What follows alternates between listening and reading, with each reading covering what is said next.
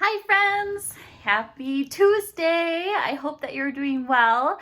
This video is coming to you so late today, not because I forgot about it. I've actually been thinking about you a lot today because Emerson and Beckham and I did something really fun that I think you will love too. So today we went to Riley Trails for a hike on Riley Street on the north side. And your Spanish teacher, Miss Nisha, and her family did the coolest thing ever. They hiked those trails too. And by each trail, by each map number, they hid an animal nearby. And some of them are up in the trees or maybe on the ground. So you can go visit Riley Trails and go on a scavenger hunt. And I'll email your moms and dads and tell you all the number signs that have them. There are a few that don't, but most of them did. So I hope that you can have a chance to go and give that a try. We did not all of them, but a lot of them. We kind of did one side, and then Beckham was getting a little tired of riding in a stroller through the bumpy trails back there. But it was a lot of fun. And here's my challenge. If you do it, take a picture if you find the animal that goes by number 6, because that one was so hard.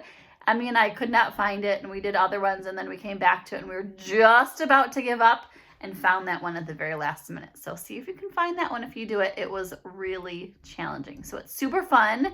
There are tons of animal little figurines out there. So some of the animals are littler, some of them are bigger. I won't spoil the surprise, but there's one sort of creepy, very realistic looking one somewhere along those trails. And yeah, it was really fun. You have to be careful though to watch out for the mountain bikers, because it's kind of on mountain bike trails and walking trails. So if you see mountain bikers coming, you got to get to the side because they're going pretty quickly through there. So I wanted to tell you that was so fun. I think you will love it. And before I start reading, I wanted to tell you the other thing that my family did to me last night. I was FaceTiming with lots of friends from our classroom, which was so fun. And I came downstairs where Emmy and Beckham and my husband Eric were all sitting on the couch, and Emmy handed me this box and she goes, "Look at this cool new toy. Open the box really quickly." So I took it and I opened the box, and look what happened. This giant spider sprung out on me. I should have known, but I wasn't expecting it. And it surprised me so much, and it was all like squishy on my finger that I went, ah, and I threw the box. So I wish I had that on video. I would send you that because it was quite the prank yesterday, this little guy.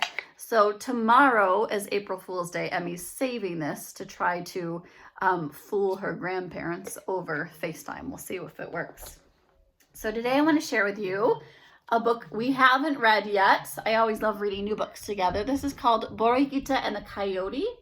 Borreguita means little lamb. This is a Mexican folk tale. So it's from the country of Mexico, which, as we know, is part of North America. And we did study. We started kind of from the top down with North America. We talked a lot about Canada. We talked a lot about the United States. And next, if we were together in our classroom, we'd be talking a lot about Mexico. So this is a Mexican folk tale that I'm going to share with you today. And it has really cool illustrations. So I'll make sure that you can see those too.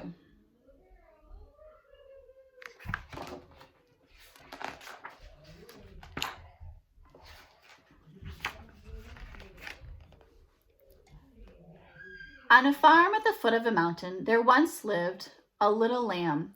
Her master called her simply Borreguita, which means little lamb. One day, Borreguita's master tied her to a stake in a field of red clover. The lamb was eating the lush plants when a coyote came along. I don't know if you can hear what's going on downstairs. Sounds like, the rest of my family's running around down there. The coyote growled, "Grr, Borreguita, I'm going to eat you." Borreguita bleated, "Bah, bah, oh, Senor Coyote, I would not fill you up. I am as thin as a bean pod. When I have eaten all this clover, I shall be fat. You may eat me then." Coyote looked at the skinny little lamb and the wide clover field. "Está bien, that is good," he said. "When you are fat, I shall come back."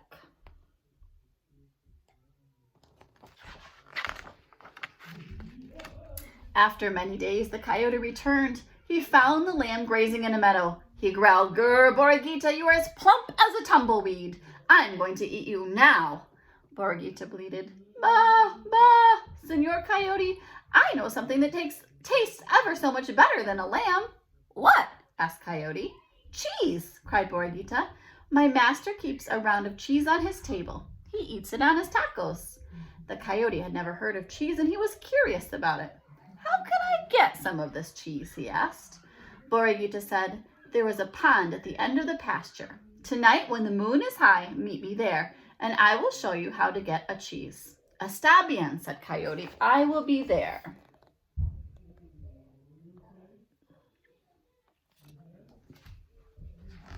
I'm wondering right now if the lamb's really going to show up.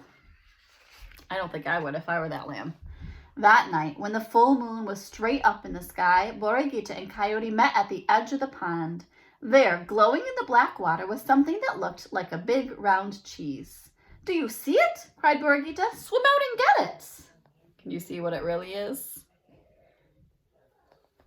The moon reflection.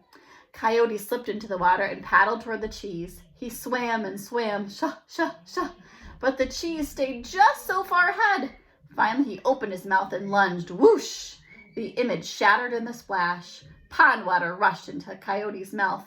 Coughing and spluttering, he turned and headed for the shore.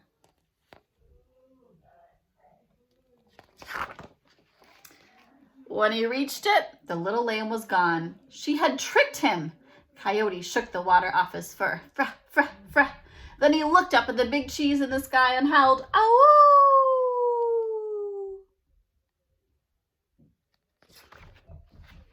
At dawn the next day, Borreguita went to graze near a small overhanging ledge of rock on the side of the mountain. She knew that the coyote would be coming after her, and she had a plan. As the sun rose over the mountain, Borreguita saw the coyote coming. He was sniffing along with his nose on some trail. She crawled under the ledge and lay on her back, bracing her feet against the top.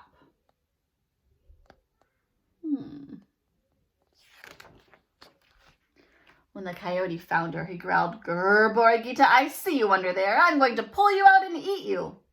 Borreguita bleated, "Bah, bah, Senor Coyote, you can't eat me now.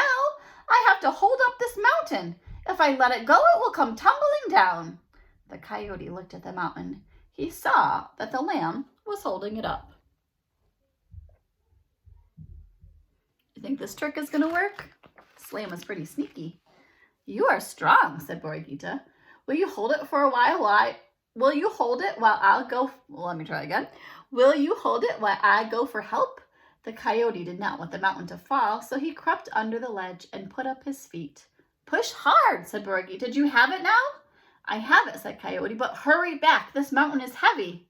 Borreguita rolled out of the shallow cave and went leaping and running all the way to the barnyard.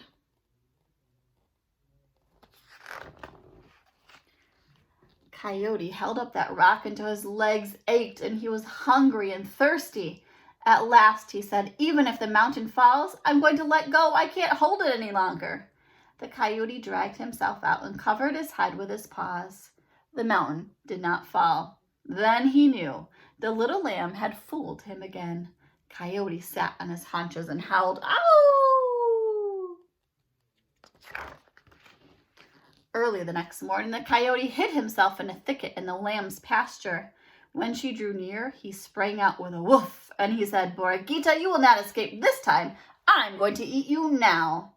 Borreguita bleated, "Bah, bah, Senor Coyote, I know I deserve to die, but please grant me one kindness. Swallow me whole so that I won't have to suffer the biting and the chewing." "Why should I make you comfortable while I eat?" demanded the coyote. "Anyway, I couldn't swallow you all in one piece even if I wanted to." "Oh, yes, you could," cried Borreguita. "Your mouth is so big, you could swallow a cougar. Open wide, and I will run and dive right in."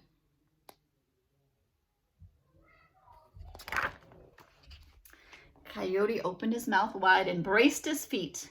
Borreguita backed away. Then she put down her head and charged. Bam! She struck the inside of Coyote's mouth so hard she sent him rolling. "Ow, ow, ow!" howled the coyote as he picked himself up and ran away, his mouth feeling like one big toothache.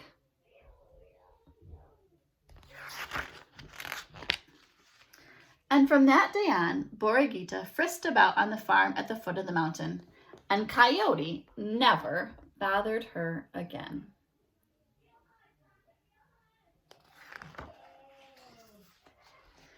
Here's the pictures in the back of the book.